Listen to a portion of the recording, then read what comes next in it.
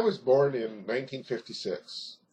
The Salk polio vaccine was certified safe in 1955, but it was in short supply, and certainly in short supply in my hometown of Scotland, South Dakota, which, as I say, uh, may not be the middle of nowhere, but you can sure see it from there. In Scotland, seeing as how it was in short supply, and it did show up once in a while, some of the reasons for it being in short supply, one was that it was pretty new and in high demand. Another was one of the things that some people point to when they talk about anti-vaccination, and that is something called the Cutter incident. The Cutter incident was a laboratory in California that produced a bad batch of the polio vaccine. It was tainted with live virus and actually caused polio. There is no question that that batch was bad and did cause polio. Some 207 people contracted polio from the vaccine, and they know that for a fact because the polio started at the point of vaccination.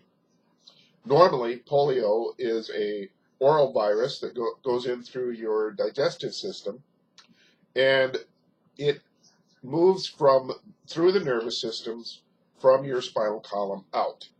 And what it does is it affects the motor neurons. Those are the little wires that carry information from your brain to your fingers or muscles, as it were, and causes them to move.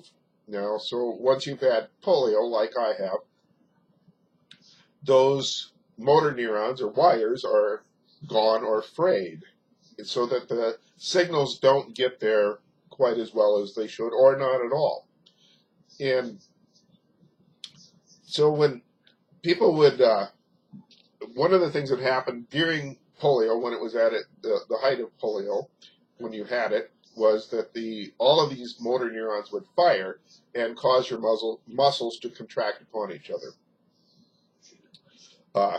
Great pain is caused by this, but it is part of what happens. Once the polio virus infects you and becomes active, you are going to have polio. Now, what happens after that is hard to say. What the after effects will be depends upon each individual.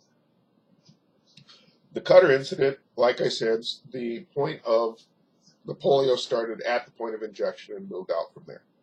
Some 50 people actually died from that, which was just a horrible thing.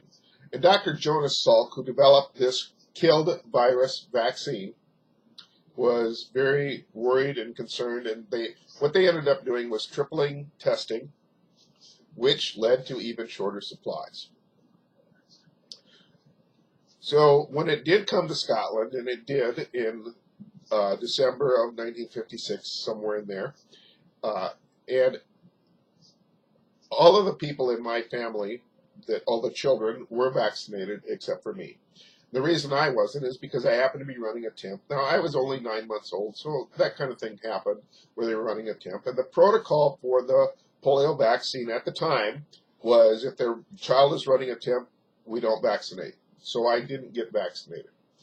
And some people may say that, well, that's maybe what the story your parents told you or whatever, but I know this isn't true because my Aunt Donna, who was the main nurse for the main doctor in town, would have made absolutely sure that if I could have been vaccinated, I would have been. In fact, her children and her nephews, my brothers, were not only first in line, they were probably even before the line. So if I could have been vaccinated, I would have been vaccinated. Well, that next summer, during polio season, in August, I contracted polio and no one else around me did. And the odds are incredibly good that we were all exposed to the same virus, that I got it because I wasn't protected by the vaccine. And it really is as simple as that. Now, when I think about that, and I think about the polio vaccine and everything, and my mom has felt some guilt about what happened to me, and I keep telling her, Mom, There isn't anything you can do. There's not a damn thing you could do different. You did what was the right thing to do at the time, and that's how it is. But can you imagine if you consciously decided and chose to not vaccinate your child, and that child contracted polio? How would you even live with yourself? I really believe that that's very important. Thank you.